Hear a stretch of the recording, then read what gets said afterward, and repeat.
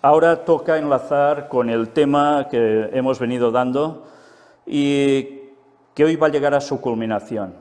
Podíamos leer aún bastantes más textos. Recordad que estábamos en el contexto del bautismo, el significado del bautismo, todo lo que iba implicando, pero que nos dimos cuenta cómo aparecía Juan el Bautista y era un precursor de la venida del Mesías, de su primo, de Jesús.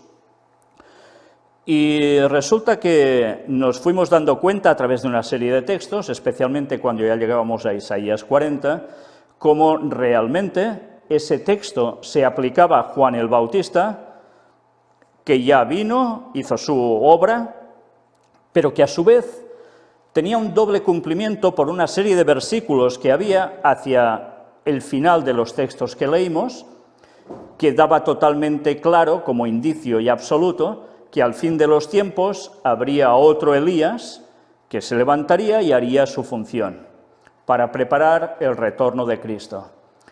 Y es evidente que el tercer Elías es un pueblo que da el mensaje. Un pueblo que está en el mismo sentir, que da el mismo mensaje absolutamente y que prepara de lleno todo ese camino para que el Señor aparezca en su segunda venida. Pero hay algo más. Hay algo más y hoy vamos a tratar de esto. Y ya os decía, podíamos leer algunos textos más porque tienen relación con la lectura que vamos a tener hoy. Pero no vamos a centrarnos ya en esos otros que son un poco paralelos y que aparecen en lo que vamos a leer y que aparecen en otros sitios que algunos ya hemos leído, pero aparecen también como referencia dentro de nuestro texto. Y ya sin más, vamos a empezar por un capítulo, el último que hay en el Antiguo Testamento, y es precisamente el libro de Malaquías, capítulo 4. Y si tenéis Biblia, me gustaría que lo leyeseis conmigo, porque después de leer el 3, etc., llegamos a este capítulo 4. Y este capítulo 4 es esencial por la profecía que hay en él. Empecemos con la lectura de todo el capítulo, que es corto, son 6 versículos tan solo, pero que tiene una importancia vital. El subtítulo que tiene mi Biblia pone El advenimiento del día de Jehová. No sé en las vuestras si aparece algún otro subtítulo. Ya sabéis que los subtítulos no están en el texto original, se han añadido después cuando se han hecho las versiones bíblicas. Y empieza así. Porque he aquí, viene el día ardiente como un horno, y todos los soberbios y todos los que hacen maldad serán estopa. Aquel día que vendrá los abrasará, ha dicho Jehová de los ejércitos, y no les dejará ni raíz ni rama. Y bien, me detengo en este primer versículo. ¿En qué momento de la historia nos está hablando aquí? ¿Es la primera venida de Jesús? No. No es la primera venida de Jesús. Por tanto, un lugar donde vemos que los impíos son abrasados, ¿cuándo ocurre eso? En la segunda venida. Pero también, ¿cuándo? En su tercera venida, tengamos eso presente. En la segunda venida son muertos por causa del resplandor de la gloria de Dios y del Cordero cuando llegan con todos los ángeles del cielo. Quedan fulminados, quedan fritos. Pero después del milenio, cuando haya la resurrección de los impíos, también va a suceder algo parecido, pero ya sabéis, va a ser fuego y azufre que caerá directamente del cielo, mandado por Dios, y los va a dejar ya listos, finiquitados por siempre. Y fijaos que dice, y no les dejará ni raíz ni rama. ¿A qué hace referencia con raíz y rama? Bien, Ellen White también lo deja muy claro, y es con toda la lógica. Raíz, la raíz del mal, ¿en quién está?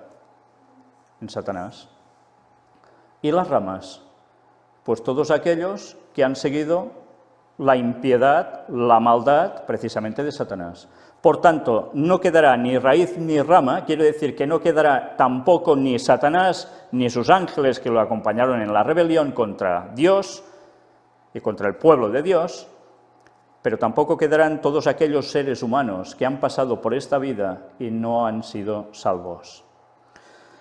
Por tanto, hay un momento de día ardiente como un horno, pero es un día doble, recordadlo. Pero ahora vamos a ver cómo el texto nos va centrando básicamente en la segunda venida de Jesús. Mas a vosotros, los que teméis mi nombre, nacerá el sol de justicia. Y fijaos, sol en mayúscula. ¿Quién es el sol de justicia? Es Jesús, es Cristo. ¿Y de justicia? ¿Por qué dice de justicia? Fijaos que la palabra justicia enseguida la aplicamos ¿a dónde? A tipo tribunal, ¿no? Y un tribunal, para decretar justicia, se basa en algo, ¿en qué? En leyes. Por tanto, ya vemos que nos está haciendo un tipo de lenguaje que nos lleva a la concreción de que hay Jesús, pero hay también la ley. Y esto no podemos obviarlo, no podemos dejarlo de lado, y más cuando veamos a dónde nos dirige este texto, en qué momento de la historia. Mas vosotros los que teméis mi nombre, nacerá el sol de justicia, y en sus alas traerá salvación, y saldréis y saltaréis como becerros de la manada. ¿Cuándo saltan los becerros de la manada? Por cierto, la palabra aquí para becerros significa no solo becerros, sino becerros engordados, gruesos, que han sido anchos ya, o sea, muy bien alimentados, y saltan ¿cómo? ¿De dolor? De alegría. Son felices. ¿Sabéis? Siempre recordaré un vídeo que vi cuando los presentamos con los temas de la creación de Dios. Algunos los pongo, otros no, porque no puedo exponerlos todos, ¿no? Pero hubo uno que me llamó mucho la atención, cuando vi precisamente a un becerro que se acercaba a su dueño, y el becerro, ¿sabéis qué hacía? Ya de lejos lo veía y venía saltando de alegría, como si fuera un caballito, igual. Y cuando llegó hasta el amo, súper feliz. Pues imaginaos, ¿quiénes son estos becerros de la manada? ¿Está haciendo referencia a quién? Al pueblo de Dios. Al pueblo de Dios que estará grueso, ¿eh? Pero grueso no en el sentido de obeso, sino en el sentido de estar lleno de la palabra de Dios, lleno de la justicia de Dios. Dice que en sus alas traerá salvación. ¿Qué quiere decir esto, en sus alas traerá salvación? ¿Os lo habéis pensado? Porque ahora vamos a llegar a una conclusión que nos va a llamar mucho la atención. ¿Cómo es la nube en la que viene el Señor a buscarnos? ¿Es una nube etérea? ¿Una nubecilla como la que podemos ver cuando nos asomamos por la ventana? No es así. Es un carro, nos habla, como algo inmenso, como una nave. Pero además, Ellen White describe que tiene alas. ¿Lo habéis leído eso?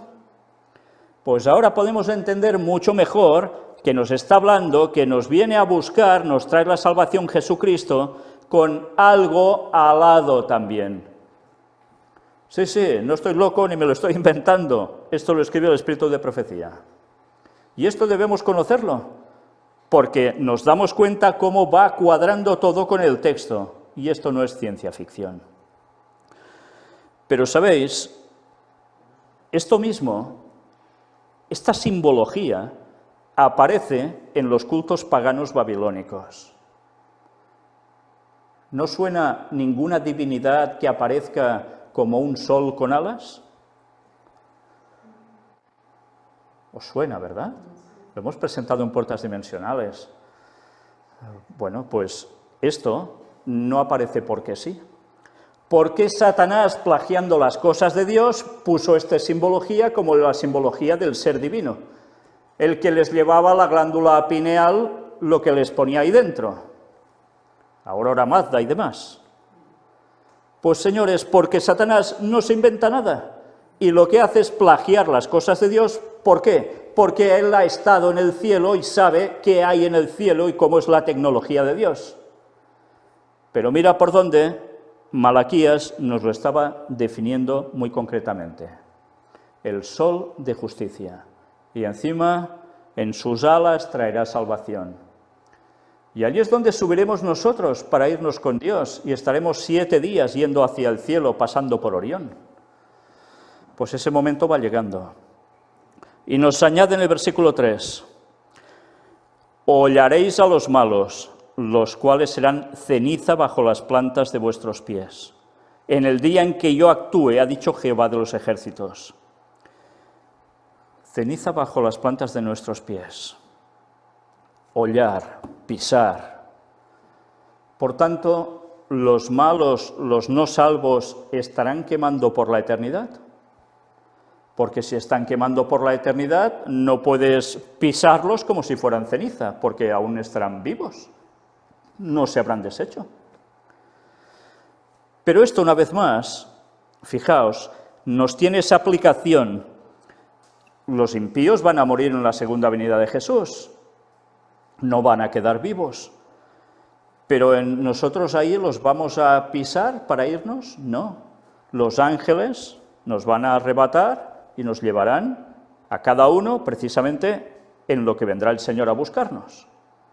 Que además otras descripciones, y lo digo porque hay gente que quizás no lo ha leído, el Espíritu de Profecía aclara, que son los carros de Dios los que vienen a buscarnos. O sea, hay un gran carro especial donde va Dios Padre y el Cordero sentados en el trono y muchos ángeles, pero también otros carros que acompañarán la venida de Jesús. O sea, otras plataformas, naves, llamadle lo que queráis. Y eso lo describe el Espíritu de Profecía y tanta gente aún no se ha enterado. Entonces, por cierto, ¿cómo creéis que va a aparecer Satanás haciéndose pasar por Cristo? ¿Por qué creéis que se habla tanto del fenómeno ovni? Porque va a hacer una aparición estelar. Y la única diferencia que no se le permitirá a Satanás en comparación con lo de Cristo es que Cristo, ya lo sabemos, no va a tocar con su pie en tierra en la segunda venida, pero Satanás sí. Y antes de eso habrá aparecido por distintos lugares un Jesús que resulta que no será uno, sino que serán varios demonios yendo por la tierra, haciéndose pasar por Cristo, antes de que venga estelarmente Satanás haciéndose pasar por Cristo. Y eso debemos conocerlo, porque se nos está preparando para ello a todos los niveles mediáticos. Y todo llegará, por supuesto. Pero aquí ya nos damos cuenta que hollar como ceniza bajo nuestros pies a los malos está haciendo una referencia que es también de la tercera venida de Jesús. En 3031, no en 2031, porque allí van a quedar destruidos y quedarán como ceniza. Una vez más, ya solo con este texto queda claro que lo del infierno, tal como lo entiende la Iglesia Católica y muchos evangélicos, es un rollo patatero, no existe, es falso. El infierno existirá y va a ser la destrucción de los impíos, quemados por fuego y azufre, pero no por eso vamos a ver que se siguen quemando por la eternidad. Esto es falso. Dicho esto, ahora entenderéis por qué hemos hablado del sol de justicia. Y la justicia se aplica sí o sí, ¿no? Mirad el versículo 4. Por cierto, fijaos que en el versículo 3 nos dice, en el día en que yo actúe, ha dicho Jehová de los ejércitos. ¿Os dais cuenta cuando se habla de Jehová de los ejércitos, en qué términos se utiliza como el plan militar? Cuando viene a marcar pautas para destruir y poner las cosas en su sitio. Entonces se muestra como el Jehová de los ejércitos. ¿Y quiénes son los ejércitos? ¿Qué ejércitos son los de Jehová? Los ángeles. Los ángeles. Por tanto, es una labor tremenda, ¿eh? Y ahora el versículo 4. Acordaos de la ley de Moisés, mi siervo, al cual encargué en Horeb ordenanzas y leyes para todo Israel. Sol de justicia, y ahora nos remite, acordaos de la ley de Moisés. ¿Y esto en qué contexto lo está diciendo? ¿En la primera venida de Jesús? No. Lo está diciendo en el contexto de la segunda venida de Jesús y también de la tercera, porque en la segunda venida se sabe a quién se lleva y en la tercera se ve a quién se destruye. Por tanto, ¿la ley quedó clavada en la cruz? ¿Os dais cuenta que solo con un texto echa por tierra toda una falsa creencia del mundo protestante? Ni los católicos creen que en la cruz fue clavada la ley. Pero los protestantes, por no querer observar el sábado, son capaces de alegar esto, malinterpretando tanto como quieren el libro de Gálatas del apóstol Pablo y otros textos. Pues señores, la verdad, mirad que es clara y contundente. Acordaos de la ley de Moisés, mi siervo, al cual encargué en Horeb ordenanzas y leyes para todo Israel. Y ahora recordemos que estamos hablando de Juan el Bautista y también de Elías, el primero. ¿Dónde fue Elías? Hubo un momento en que huye. ¿Y dónde se va? Se va a una cueva, ¿no? ¿Y dónde estaba esa cueva? En Horeb. ¿Y por qué se va allí? Porque allí, ¿qué se le dio a Moisés? La ley. Y Elías va a refugiarse allí, y allí se encuentra ¿con quién? Con Dios. ¿Y por qué?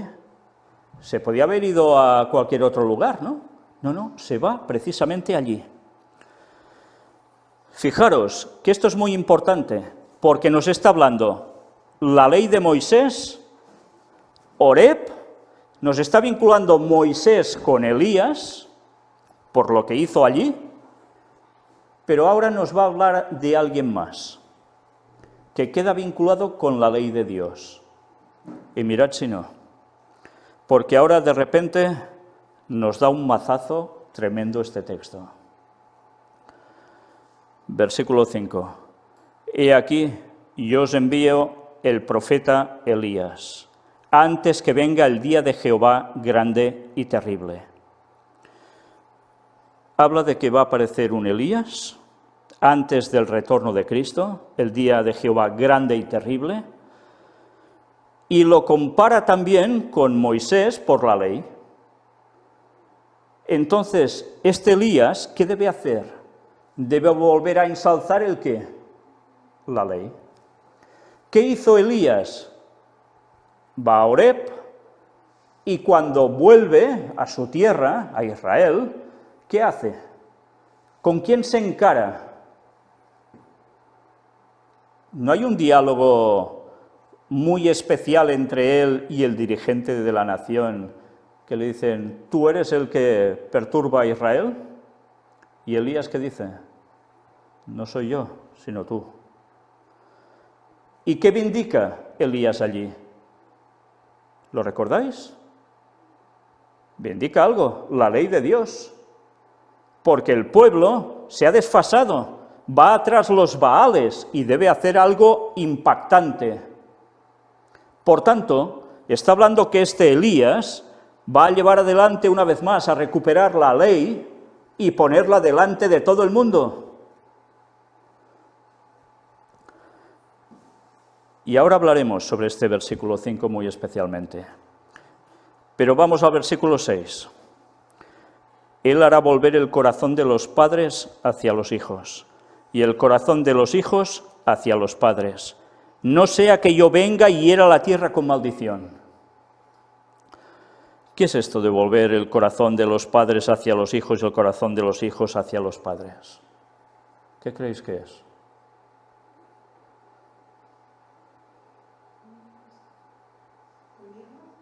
Unirlos. Unirlos gracias a un mensaje.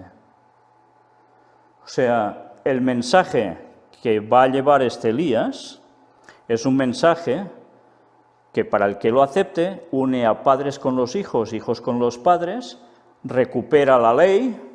¿Y qué hay en la ley referente a todo esto? Hay un mandamiento que tiene que ver con padres e hijos, ¿no? Honra a tu padre y a tu madre, para que Jehová te alargue los días en la tierra que te da. Pero esto ya es al final, es la segunda venida de Jesús. ¿Quiere decir que quien cumpla esto vivirá ya un montón de años aquí en la tierra? Porque ya es el contexto de la segunda venida de Jesús. Quiere decir que vivirán 250 años o 300 aquí, ¿no? Porque es precisamente la promesa de que habitarán la tierra por la eternidad. Sus días serán alargados, claro que sí. Lo fueron en el tiempo de los hebreos si cumplían la ley así, honrando al padre y madre, pero ahora, al fin de los tiempos, va mucho más allá de vivir 120 o 170 años. Va en la perspectiva de la eternidad, conseguir la eternidad. Y es un mensaje que tiene conciliación entre unos y otros, si se acepta, evidentemente, porque si no ya sabemos, como dice Jesús, no he venido a traer paz, sino espada. ¿Y por qué sucede eso? ¿Porque el que cree y acepta el mensaje va a sacar una espada y va a empezar a cortar cabezas? No, porque evidentemente habrá disensión en la familia y se irá contra el que tenga la verdad. Y recordemos lo que dice el texto, el hermano entregará muerte ¿a quién? Al hermano. Bueno, pues eso debemos conocerlo. Pero volver el corazón de los padres hacia los hijos y el corazón de los hijos hacia los padres tiene que ver con estar plenamente en la verdad y en la ley. No sea que yo venga y hiera la tierra con maldición. ¿Y qué hará el Señor? ¿Vendrá y herirá la tierra con maldición o no? Bueno, lo va a exterminar, sencillamente va a exterminar a la vida de los impíos en la tierra. Va a ser caótico, pero después ya sabemos, hay la salvación, para los que la acepten, por supuesto. Pero bien, fijaos que todo esto estaba en el contexto del tema de bautismo, de Juan Bautista, de Elías, pero los textos nos estaban dando indicios de que habría una situación, y sobre todo Isaías 40 nos lo estaba diciendo de un modo claro, que al fin de los tiempos tendría como una repetición de un personaje. Y ahora nos centramos en el versículo 5, del cual estuvimos hablando 12 temas, si no recuerdo mal, el tercer Elías. He aquí yo os envío el profeta Elías, antes que venga el día de Jehová grande y terrible. Pues bien, este texto ha sido utilizado por algunas personas para decir que aparecerá un Elías y que va a hacer algo al fin de los tiempos, especialmente en Jerusalén, y que allí va a ser muerto, y que allí va a resucitar y seguirá haciendo una función tremenda. Bueno, esto es lo que creen algunos evangélicos, o muchos evangélicos. Pero es bastante absurdo que crean esto cuando ya ellos desprecian los 10 mandamientos tal cual son. Por tanto, fraude todo lo que están diciendo. Descartamos esto, o sea, ¿vale? Otra interpretación. Algunas personas dicen que ellos son el tercer Elías. ¿Sí? Hay varias personas que dicen que tienen ministerios propios que son el tercer Elías. Y resulta que desprecian el mensaje del cuarto ángel. Entonces, ¿pueden ser el tercer Elías? Va a ser que no. Por tanto, vemos que hay una usurpación de un papel que alguien debía realizar. Por tanto, eso tampoco viene de Dios. Por tanto, ya tachamos 2. Luego hay personas que hablan de este tercer Elías como alguien que ya ha pasado por la tierra. Alguien que ya ha vivido, iba a decir, y ya ha morido, no, y ya ha muerto. Ha vivido y ya ha muerto. Y diréis, ¿y quién es? ¿Qué interpretación da la Iglesia Adventista sobre este texto, sobre este personaje? ¿Lo habéis leído alguna vez?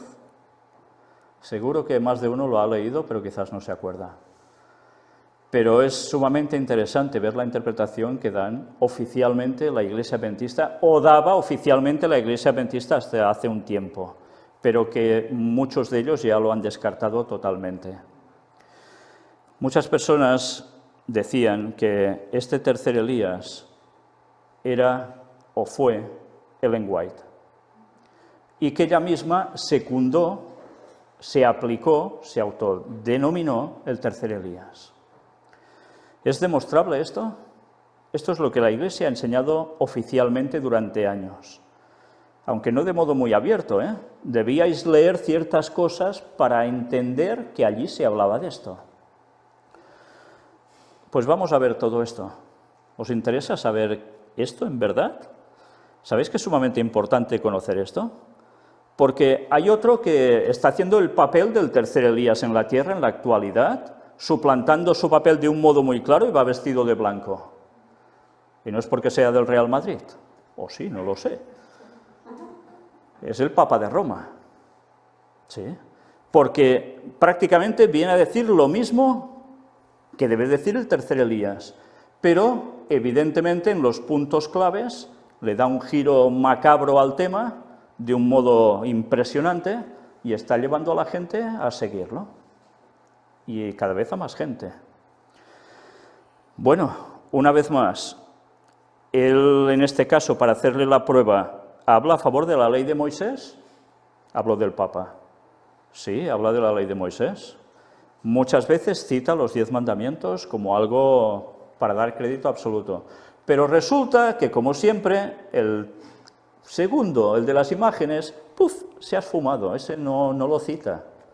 No lo cita. El mandamiento de no te harás imagen para adorar. Pero luego, cuando habla del cuarto mandamiento, que para nosotros es el sábado y para ellos es otro, es tercero, y dice santificarás las fiestas, habla del reposo, pero lo aplica al domingo. Dice, sí, antes era el sábado y para los judíos es el sábado, pero para los cristianos, con la resurrección de Cristo, pasa a ser el domingo. Por tanto, ¿qué hace? Pisotear la ley de Dios. Una vez más, cogemos al Papa y descartado como tercer Elías. Pues bien, vamos a la otra opción, que es la que dice la Iglesia Adventista hasta hace unos años, porque ahora dicen que no. Muchos de ellos dicen que no, que lo del tercer Elías no se sabe qué es, o puede ser cualquier otra cosa distinta, pero que Ellen White no es. Bueno, mirad, ahora cogemos un libro que se llama Mensajes Selectos, tomo 1, no sé cuántos de vosotros lo tenéis, pero vamos a leer unos textos que son de Ellen White misma, y que precisamente es donde aparece este versículo que hemos leído ahora, sobre la cuestión de Elías. Y ese mismo texto se reproduce en algún otro escrito suyo, en otros lugares. Mirad que nos dice Mensajes Selectos, ya veis, en los de la tapa granate de la biblioteca del Hogar Cristiano, la página 482, hay un subtítulo que dice La obra especial de Elena G. de White. Y mirad qué dice. Debiéramos llegar a un estado en el que desaparezca toda diferencia. Si pienso que tengo luz, mi deber es presentarla. Supongamos que yo consultara a otros acerca del mensaje que el Señor me hubiera dado para la gente. La puerta podría cerrarse de modo que la luz no llegara a aquellos a quienes Dios la hubiera enviado. Cuando Jesús entró en Jerusalén, toda la multitud de los discípulos, gozándose, comenzó a alabar a Dios a grandes voces por todas las maravillas que habían visto, diciendo: Bendito el Rey que viene en el nombre del Señor, paz en el cielo y gloria en las alturas. Entonces algunos de los fariseos de entre la multitud le dijeron: Maestro, reprende a tus discípulos. Él respondiendo les dijo: Os digo que si estos callaran, las piedras clamarían. Es el texto de Lucas 19, del 37 al 40. Fijaos cómo ella al principio dice algo: ¿voy a consultar yo a otros para decir lo que debo decir si recibo un mensaje de Dios? No, debo darlo igual, ¿no? Y luego dice este texto bíblico: si vosotros callaréis, las piedras clamarían. Y mirad cómo continúa. Los judíos trataron de detener la proclamación del mensaje que había sido predicho en la palabra de Dios, pero la profecía debía cumplirse. Qué interesante. Nos habla que los judíos querían detener la proclamación del mensaje, pero la profecía debía cumplirse. Y mirad qué dice. El Señor dice: He aquí, yo envío el profeta Elías antes que venga el día de Jehová grande y terrible. ¿Qué texto cita? Malaquías 4:3. Y atención ahora, porque es la clave de todo. alguien ha de venir en el espíritu y poder de Elías, y cuando aparezca, quizá digan los hombres, tú eres demasiado celoso, no interpretas las Escrituras de la debida manera, permíteme que te diga cómo enseñar tu mensaje. Ellen White, ¿en qué tiempo está hablando aquí? ¿En tiempo presente o tiempo futuro? Futuro, ¿eh? Es que es importante que analicemos ahora bien este texto para no llegar a conclusiones erradas. Alguien ha de venir, escribe ella, y no está diciendo un texto bíblico literalmente, alguien ha de venir en el espíritu y poder de Elías. Y cuando aparezca, ¿esto qué tiempo es? ¿Presente? Futuro. Quizá digan los hombres, tú eres demasiado celoso, no interpretas las Escrituras de la debida manera, permíteme que te diga cómo enseñar tu mensaje. Y ahora ella, mirad cómo aplica estas palabras. Hay muchos que no pueden distinguir entre la obra de Dios y la del hombre. Diré la verdad como Dios me la da a mí y digo ahora, si continuáis encontrando faltas y teniendo un espíritu de desavenencia, nunca conoceréis la verdad. Jesús dijo a sus discípulos, aún tengo muchas cosas que deciros, pero ahora no las podéis sobrellevar. Juan 16, 12. No estaban en condición de apreciar las cosas sagradas y eternas, pero Jesús prometió enviar el Consolador, que les enseñaría todas las cosas y les haría recordar todas las cosas que Él les hubiera dicho. Hermanos, no debemos poner nuestra confianza en hombre. Dejaos del hombre cuyo aliento está en su nariz, porque ¿de qué es él estimado? Cita Isaías 2:22. Debéis hacer depender vuestra alma desvalida de Jesús. No es propio que bebamos de la fuente del valle cuando hay una fuente en la montaña. Dejemos las corrientes más bajas, vayamos a las corrientes más elevadas. Si hay un punto de verdad que no comprendéis, en el cual no estáis de acuerdo, investigad, comparad texto con texto, introducid profundamente el barreno de la verdad en la mina de la palabra de Dios. Debéis colocaros a vosotros mismos y vuestras opiniones en el altar de Dios, poner a un lado vuestras ideas preconcebidas y dejar que el Espíritu del cielo os guíe a toda verdad. Continúa el texto, pero ya no hace ninguna mención más en concreto al tercer Elías. Cuando leéis este texto, vosotros, solo habiendo leído lo que ella dice de hablar en un futuro, ¿podéis interpretar que dice que esto es ella misma? Ella, fijaos, lo que está haciendo es recoger lo que hacía Elías, lo que hacía o haría el tercer Elías también, como recibiendo el mensaje de Dios y que no se lo iba a callar. Y igual que Elías y el que debiera venir, debía darlo sí o sí. No pidiendo permiso, ¿puedo hablar de esto? No tocaba eso. Era el mensaje de Dios, pues había que darlo sí o sí, gustara o no gustara. Pero ella está diciendo aquí que es el tercer Elías. No está hablando en presente, en su tiempo, está hablando en un futuro. ¿Y está hablando de quién? ¿De una mujer? Está hablando de un hombre. Por cierto, ya sabéis que la traducción esta ya la mostramos tal como era originalmente en el texto en inglés. Y hay otro texto que ahora os voy a mostrar. Aquí nos decía, alguien ha de venir en el espíritu y poder de Elías, y cuando aparezca, quizá digan los hombres, tú eres demasiado celoso, no interpretas las Escrituras de la debida manera. Permíteme que te diga cómo enseñar tu mensaje. Pues, ¿habéis visto la palabra que pone aquí? Celoso. Eres demasiado celoso. Vamos a, si esto era mensajes selectos, tomo uno, a testimonios para los ministros. Un libro espléndido, espléndido, que algunos dirán, para los ministros, esto es para los pastores, por tanto yo, como no soy pastor, ni me va ni me viene. Señores, este libro es una joya impresionante, que a veces para encontrarlo ha costado Gracias a Dios los que ya llevamos en la Iglesia lo tenemos de hace muchos años, pero otros no. Y aquí hay unas joyas que son, bueno, imperdibles totalmente. Y que no es un libro que guste mucho precisamente a los pastores en muchos ámbitos, ¿eh? Pero resulta que aquí en la página 475, también en la versión esta de Biblioteca del Hogar Cristiano, los granates de toda la vida, los de antes, encontramos lo mismo, el mismo escrito que aparece en Mensajes Selectos. Y fijaos, dice que el cielo nos guíe. La profecía debe cumplirse. El Señor dice, he aquí, yo os envío al profeta Elías, antes que venga el día de Jehová grande y terrible.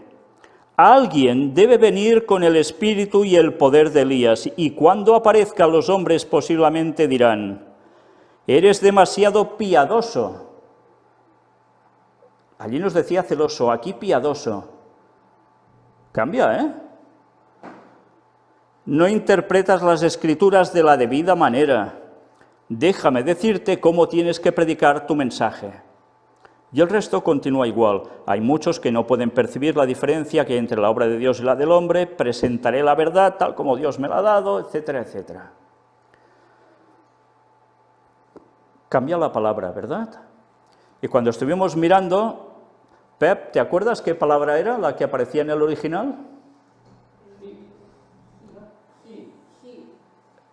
¿Podéis coger un micro y decirlo? ¿Para piadoso o para él? Para, cuando dice aquí piadoso o celoso. Ernest. ¿Y qué significa Ernest? Ernest significa vehemente. Vehemente. Sí. La palabra era Ernest. Ernest se pronuncia. Significa vehemente. Fervoroso. Sí, fervoroso también, sí. O sea, con mucho ímpetu, ¿no? Bien, fijaos cómo cambia la traducción. Pero en definitiva está dando una característica de este tercer Elías que sería así, contundente, y que diría el mensaje sí o sí. Bien, ahora vamos a ver la explicación oficial de la Iglesia Adventista, porque esto no es comentario de Ellen White, sino que es de los que escribieron o recopilaron ya el libro aquí, y añaden notas marginales. Y en la nota marginal para la página 475, en el apéndice, al final, aquí, nos dice algo. Alguien debe venir con el espíritu y el poder de Elías. Y ahora viene la explicación. Y fijaos bien en la explicación, ¿eh? Estas palabras han sido aplicadas equivocadamente por algunas personas que pensaron que alguien habría de aparecer con un mensaje profético después de la vida y la obra de la hermana White. Esta es la interpretación oficial de ellos, ¿eh? Y dicen que si alguien creía que vendría un personaje que hiciera esto y que se fuera el tercer Elías, que estaban equivocados, que esto no sería después de Ellen White, sino que era ella. Los 3 párrafos que comprenden este artículo titulado «Que el cielo nos guíe» constituyen solo una pequeña parte del discurso dado por Elena G. de White en Battle Creek, Michigan, en la mañana del 20 de enero de 1890. Al ser publicado en la Review and Herald del 18 de febrero de 1890, apareció con este título: «Cómo hacer frente a un controvertido punto doctrinal». Por tanto, ¿de qué hablaba aquí la cuestión? Que si había un punto doctrinal que no entendían, como hemos leído, ¿qué tenían que hacer? ¿A quedarse con los prejuicios? ¿No estudiarlo, rechazarlo? No, que debían ponerse a ello, indagarlo, a ver cómo era, comparando textos. Pues mirad qué nos dice aquí ahora. Otros extractos de ese artículo, usados para completar ciertas páginas de esta obra, pueden encontrarse en las páginas 23, 104, 111, 119, 158, 278 y 386. El artículo ha sido reproducido totalmente en Mensajes Selectos, tomo 1, el que os he leído y que continuaba. capítulo 65. Incluso la porción que aparece en las páginas 482 y 483 de este libro, lo que os he leído ahora. Cuando se lee el artículo entero, resulta evidente que Elena G. de White estaba hablando de su propio ministerio en esa declaración hecha poco después de un año del Congreso de la Asociación General y dirigida a un grupo de hermanos de Battle Creek. ¿De verdad han analizado el texto o se nos están pitorreando a la cara? ¿Nos están manipulando? ¿Nos están engañando? ¿Sabéis? Evidentemente esto lo escribieron, supongo, por algo. Y es porque mucha gente, ya en la Iglesia hace años, se estaba oponiendo a que Ellen White fuera profetisa del Señor. Algo que ahora está más de moda que nunca, que de profetisa nada, que es ni mensajera ni historias, una consejera como mucho. Pues señores, estamos en lo mismo, pero ¿eso da pie y razón a lo que dicen ellos cuando analizas el texto? Para nada, para nada. Y continúan. Algunos estaban criticando su obra. Nótese que en el párrafo que precede al que aparece en este libro en la página 475, Elena G. de White declara: debiéramos llegar a un estado en el que desaparezca toda diferencia. Si pienso que tengo luz, mi deber es presentarla. Supongamos que yo consultara a otros acerca del mensaje que el Señor me ha dado para la gente. La puerta podría cerrarse de modo que la luz no llegara a aquellos a quienes Dios la ha enviado. Cuando Jesús entró en Jerusalén, toda la multitud de los discípulos, gozándose, comenzó a alabar a Dios a grandes voces por todas las maravillas que habían visto, diciendo: bendito el Rey que viene en el nombre del Señor, paz en el cielo y gloria en las alturas. Entonces algunos de los fariseos de entre la multitud le dijeron: Maestro, reprende a tus discípulos. Él respondiendo les dijo: os digo que si estos callaren, las piedras clamarían. Los judíos trataron de detener la proclamación que había sido predicha en la palabra de Dios. Entonces también podríamos decir, como trataron de detenerla, por tanto ese Elías se aplica solo allí. Ellen White, ¿qué hace? Pues aplicar lo mismo en su tiempo. Pero ¿está diciendo ella que esto quiere decir que ella era el tercer Elías? Para nada, para nada. O sea, es que cualquier persona que sepa leer con un poco de conocimiento en la lectura de lo que está mirando cada línea, se da cuenta que esto no es así. Bueno, pues nada, hay gente que se lo está tragando, señores, hay gente que se lo está tragando. Creen en la explicación oficial de la Iglesia Adventista al respecto, o al menos lo que decían antes. Luego sigue diciendo, como no, el texto tal como estaba escrito, después de esto se refiere otra vez con estas palabras a su propia experiencia. La profecía debe cumplirse. El Señor dice: he aquí yo os envío al profeta Elías antes que venga el día de Jehová grande y terrible. La profecía debe cumplirse. No está diciendo la profecía se está cumpliendo, sino debe cumplirse en futuro. Y dice, el Señor dice: he aquí yo os envío al profeta Elías antes que venga el día de Jehová grande y terrible. Alguien debe venir con el espíritu y el poder de Elías, y cuando aparezca los hombres posiblemente dirán: eres demasiado piadoso, no interpretas las Escrituras de la debida manera. Y cita lo que aparece en Mensajes Selectos, tomo 1, que es lo que hemos leído hace un rato. El hecho de que se refería a su propia experiencia resulta evidente por el párrafo que sigue, en el que declara: presentaré la verdad tal como Dios me la da. Y hay gente que dice amén. Señores, en serio, ¿nuestra mente no da para más? ¿Nos queremos dejar engañar por lo que nos han dicho? ¿Sabéis a qué me recuerda esto que está aquí? Cuando coges, por ejemplo, el libro, que muchos tenéis, Eventos de los Últimos Días, y cogéis las citas que ponen que no puedes saber nada de la fecha del retorno de Cristo, y ponen un encabezamiento para decirte esto, y te ponen todas esas citas de Ellen White, o unas cuantas, en las cuales te dice que no puedes conocer tal, pero que resulta que extraen de otras cosas, donde ella no hacía referencia a la segunda venida de Jesús, sino a la gente que alargaba la profecía de los 2300 días más allá de 1844 y seguían poniéndole fechas creyendo que era el año del retorno de Cristo cuando ellos dijeran. Lo mismo, señores, pues yo no sé si voluntaria o involuntariamente, pero nos están manipulando. Bueno, gracias a Dios nos estaban manipulando, porque ahora ya no nos pueden manipular. Y cualquier persona que tenga 2 dedos de frente y un poco de conocimiento de lectura del texto, se da cuenta de que habla de alguien que vendría en un futuro, que diría tema que tiene que ver con la ley, restablecerla, por tanto significa ensalzar el sábado frente a la ley dominical que se prepara, tengamos eso presente, y que evidentemente cumpliría los requisitos del mensaje del cuarto ángel. Claro que Ellen White era profeta del Señor, solo faltaba. Y gracias a que Dios la inspiró, podemos estar haciendo esto, porque junto a sus escritos y toda la palabra de Dios nos da pie a saber en qué tiempo vivimos, cuál es la auténtica verdad y qué mensaje debemos proclamar al mundo, porque ya se acaba.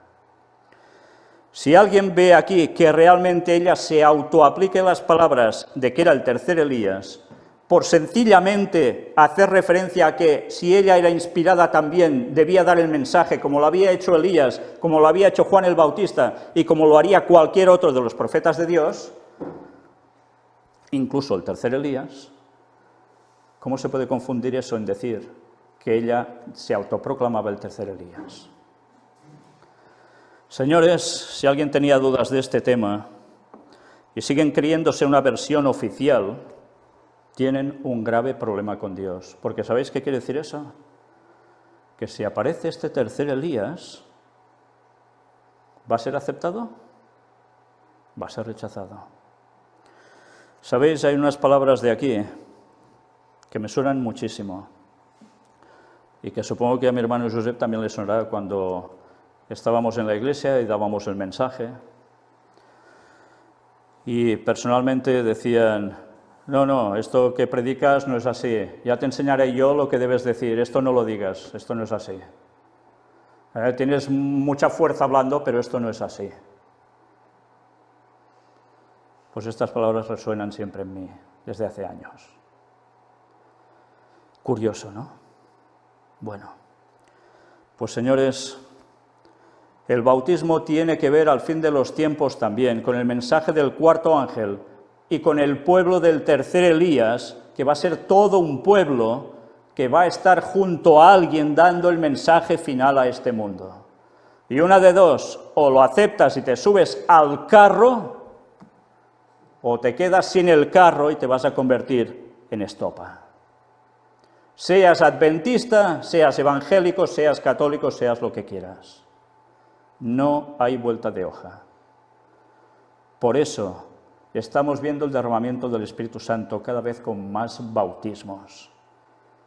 Gente con unos testimonios impresionantes. Da igual su edad, su sexo, da igual. ¿Y aún creéis que todo esto es una aplicación de hace años? Alguien debía preparar el terreno de la segunda venida de Jesús. Y Ellen White ya no está viva. Ellen White dejó sus escritos, pero ya no está viva. Entonces, ¿el tercer Elías podía ser alguien que ya estuviera en defunción? Cierto que sus escritos siguen estando ahí, pero cada vez más rechazados. ¿No es necesario que alguien los recogiera y mostrara la verdad que hay en ellos sin manipular? ¿Y esto lo está haciendo la Iglesia Adventista? No, es más, ya cada vez más desechan sus escritos. Y los que los aceptan los distorsionan para aplicarlos como les da la gana. Y otros ministerios que están haciendo con los escritos de Ellen White exactamente lo mismo. Los manipulan como quieren para que las partes que interesan sean recogidas y las otras se quedan de lado. Y cuando se les dice que examinen bien los textos, no les da la gana. ¿Pueden ser algunos de ellos el tercer Elías? Por más dinero que tengan y más personas que los sigan. En fin, creo que aquí cada uno debe sacar sus conclusiones. Y si algunos no han visto los temas del tercer Elías, que se pongan a ello y vean las 12 partes presentadas al respecto. Y que lo vean complementando con los 2 temas que presenté hace años en la iglesia de Aluche, en Madrid, y en la iglesia rumana de Castellón, las 2 en España. El tema se llamaba Apocalipsis 18 a la luz del espíritu de profecía. Y vale la pena que lo veáis porque sabréis qué mensaje es el que iba a dar ese tercer Elías. Y luego decidme si eso es futuro, pasado o presente. Y luego mirad los otros temas. Hay uno en especial que vale la pena recordar, el hombre de la escobilla.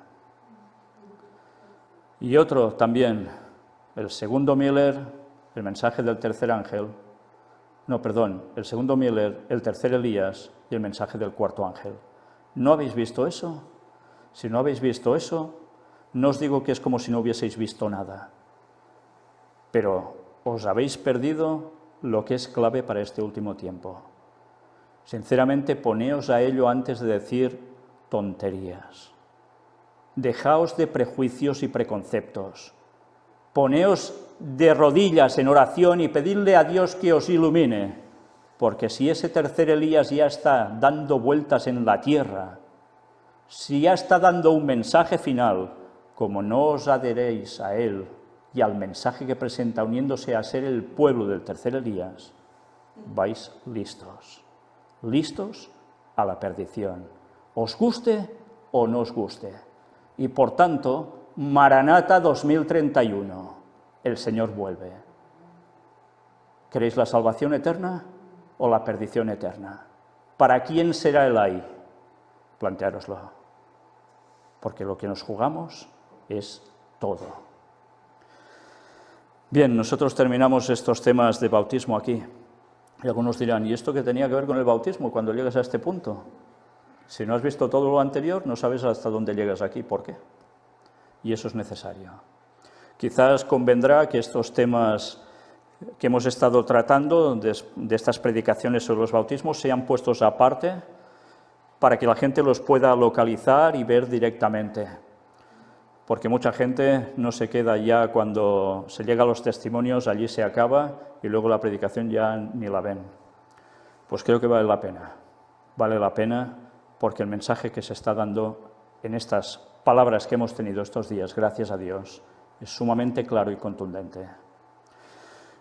Que Dios os bendiga, especialmente a los que os habéis bautizado hoy, o rebautizado, y que a todos aquellos que lo han hecho también durante estos días, ahora ya veis, no estáis solos. Da igual si en la iglesia de la denominación oficial os dan un golpecito y os echan tan poco amablemente y cortésmente fuera a la calle, da igual. Estáis en un pueblo de Dios, remanente del remanente, y es el que va a quedar hasta el final. Y eso vale la pena, vale la pena. Vamos a concluir con una oración.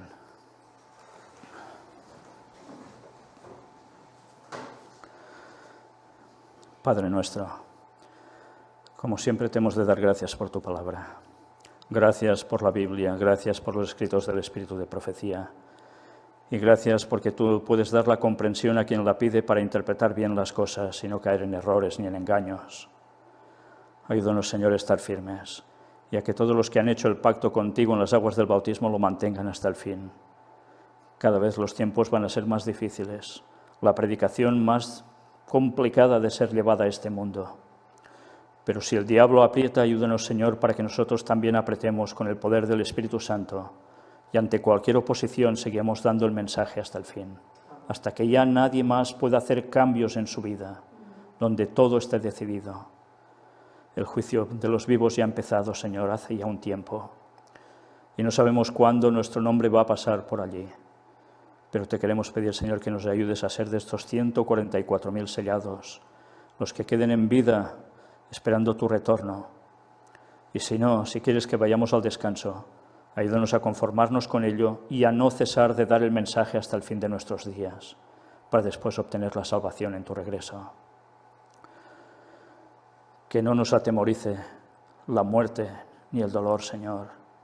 Danos la fortaleza para afrontar todo lo que viene y todo lo que pasamos. Y que nunca, nunca nos apartemos de ti por nada.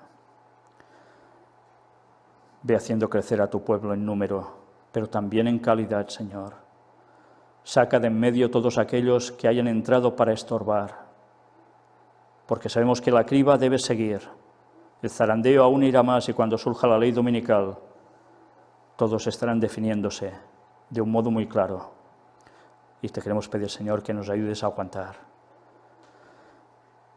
Bendícenos, Padre, y que pronto veamos aún más derramamiento de la lluvia tardía y podamos participar de él. Perdona nuestros pecados. En el nombre de Jesús te lo pedimos todo. Amén.